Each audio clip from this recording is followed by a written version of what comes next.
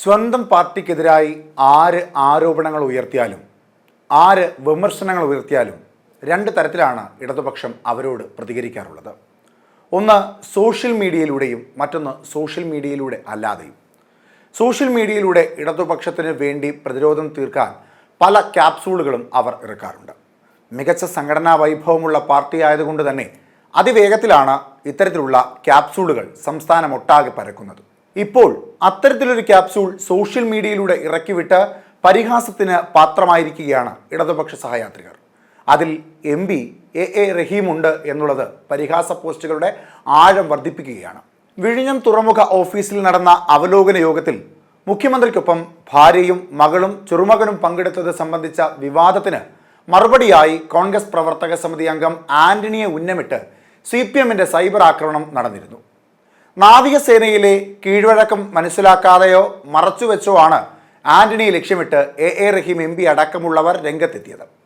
India സ്വന്തമായി രൂപകൽപ്പന ചെയ്ത ആദ്യ വിമാനവാഹിനി കപ്പൽ INS വിക്രാന്തിന്റെ നീറ്റിലിറക്കൽ ആന്റണി പ്രതിരോധ മന്ത്രിയായിരിക്കെ കൊച്ചി കപ്പൽശാലയിൽ എലിസബത്ത് ആന്റണി നിർവഹിക്കുന്നതിന്റെ ചിത്രമാണ് MP റഹീമും CPM നേതാവ് K അനിൽകുമാർ തുടങ്ങിയവർ ഫേസ്ബുക്കിൽ പങ്കുവച്ചത്.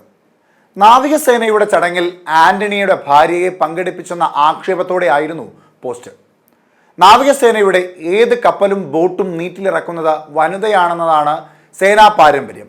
പുരുഷന് അത് ചെയ്യാനുള്ള അനുവാദമില്ല എന്നത് സേനയിലെ കീഴ്വഴക്കമാണ് എന്നത് മറച്ചുവെച്ചാണ് ആന്റണിയെ ലക്ഷ്യമിട്ട് CPM രംഗത്തിറങ്ങിയത്.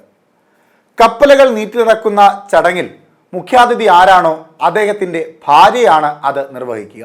ഇന്ത്യയുടെ ആണവ അന്തർവാഹിനിയായ INS അരിഹന്ത് 2009 നീറ്റിലിറക്കിയത് അന്നത്തെ പ്രധാനമന്ത്രി ഡോക്ടർ മൻമോഹൻ സിംഗിന്റെ ഭാര്യ ഗുർഷരൻ കൗർ ആണ്. മന്ത്രിയുടെ സാന്നിധ്യമില്ലെങ്കിൽ സേനാ മേധാവി ചടങ്ങിലെ അതിഥി ആരാണോ അദ്ദേഹത്തിൻ്റെ ഭാര്യയാണ് കപ്പൽ നീറ്റിലിറക്കുക. സേനയുടെ ചെറു ബോട്ട് പോലും ആദ്യമായി നീറ്റിലിറക്കേണ്ടത് വനിതയാണ്. CPM നേതാക്കളുടെ പോസ്റ്റിന് താഴെ ആന്റണിയെ അധിക്ഷേപിച്ചുള്ള കമന്റുകൾ നിറഞ്ഞെങ്കിലും ചിലരെങ്കിലും സേനയുടെ പാരമ്പര്യം ചൂണ്ടിക്കാട്ടി ഇന്ത്യൻ നാവികസേനയുടെ പാരമ്പര്യം അറിയില്ലേ എന്ന ചോദ്യവും ഉയർത്തിയിരുന്നു.